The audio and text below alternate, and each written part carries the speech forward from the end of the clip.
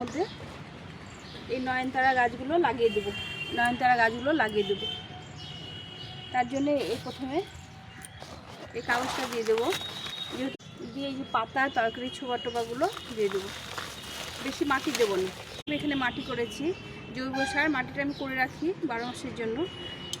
এখানে আছে গোবর সার, একটু জৈব সার দিয়েছি, খোল গুঁড়ো দিয়েছি আর ছাই দিয়ে মাটিটা করেছি। এই মাটিটা একটু অল্প করে দিয়ে দেবো। এখন এই গাছগুলো লাগিয়ে দেবো।